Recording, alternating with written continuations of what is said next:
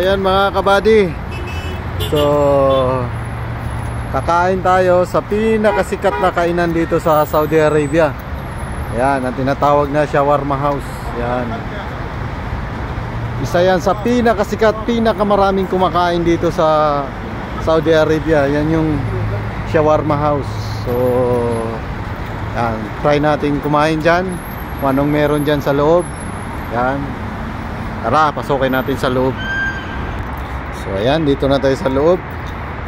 Pero kakain tayo doon sa taas kasi medyo maganda ang view doon sa taas, oh. Ayan. Hindi pa to hindi pa to rasaw. Pag rasaw dito wala kang mauupuan dito sa sobrang daming kumakain. Ayan. So tara, try natin sa loob tayo kakain. So ganyan ka-busy yung ano nila dito, yung mga staff. Ayan. Ayan, ganyan ka-busy. Sobrang haba. Ayan. So yan yung pagkain na anuhin natin, orderin natin yung shawarma. Ayan, kita nyo yan. Ayan, shawarma yan. So dun tayo kakain. Order tayo ng yung pinakasikat na kainan dito sa Saudi Arabia. So ayan. So yan yung tinatawag na shawarma. Yan, chicken yan, chicken. Laman ng chicken. So yan yung kakainin natin para lalong lumaki yung muscle natin. Magkakaroon tayo ng maraming protein. So yan, naka-order na tayo.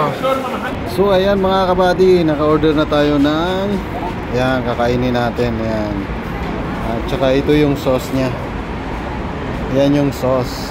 So ano yan, parang pinaghalong mayonnaise at mga basta yan yung sauce nya. Yan, sasawsaw natin yan dyan. Yan. So ganda pala ng view, oh. So yan, nandito tayo sa taas kumakain. Yan, ang ganda. Yan. So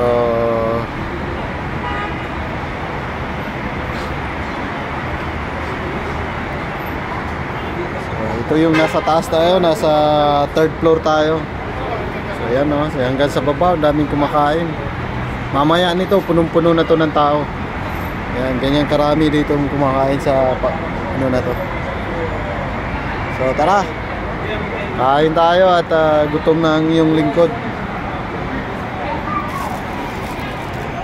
So yung lingkod pala, ay kain tayo.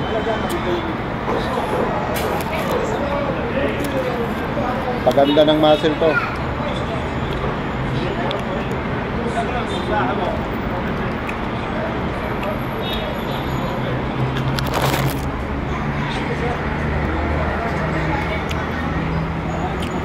Ayan, purong-purong ano yan, greased chicken. Yan.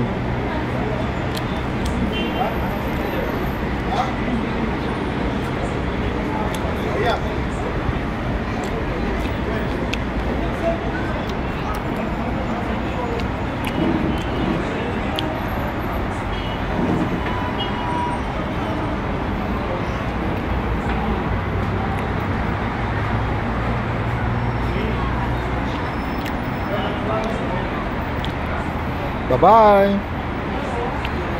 Shawarma house.